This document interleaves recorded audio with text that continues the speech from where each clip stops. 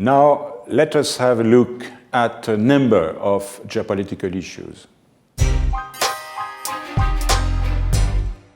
China is, of course, perceived as a major source of uncertainty.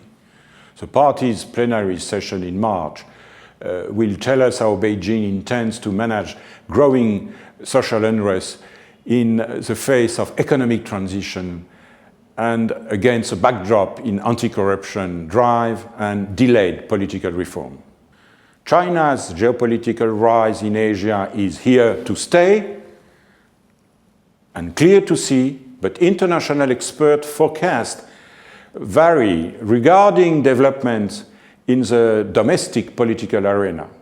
Some of the key indicators they note of the regime vulnerability and the party's systemic frailty are the elite's tendency to emigrate, taking the capital with them, the repression aimed at human rights lawyers and anyone who dares to mention universal values, and the limit of any anti-corruption campaign when the political elites are running the large state companies in the fashion of South Korea chaebols.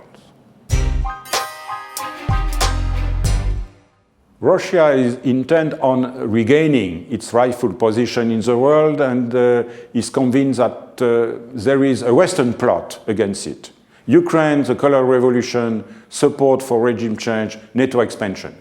Its economic downturn will continue in 2016, sanction oil and gas low prices.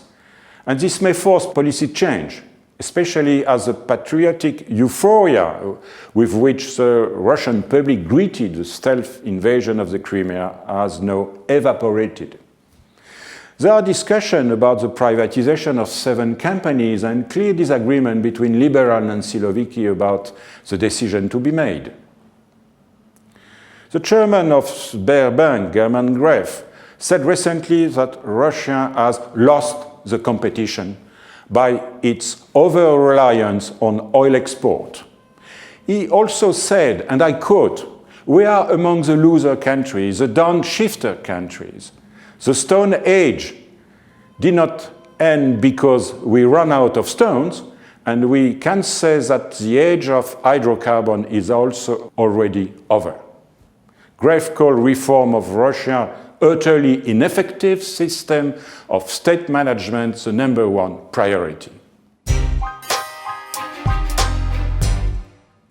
In the tangled Middle East situation, the Western coalition will be able to reduce the territory Daesh holds when the Sunni-dominated Iraqi army finds the energy to retake Mosul.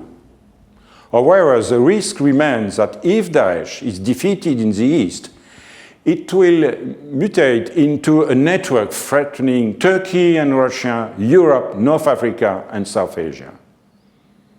Tension between Riyadh and Tehran will ease, but very slowly, according to Saudi Prince Al-Turki Al-Faisal in a recent speech in Paris. Last but not least, the most acute unknown is the political direction of Turkey, whose successive incarnation, a model of Islamic democracy, hub of Sunni world, and emerging economy with its finger in every foreign policy pies, are founder in the face of the crisis in the Middle East. Tension between Ankara and Moscow will grow.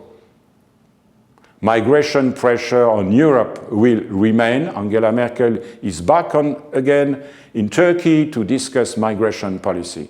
Without Ankara, there is no chance of Europe getting a grip on its internal security.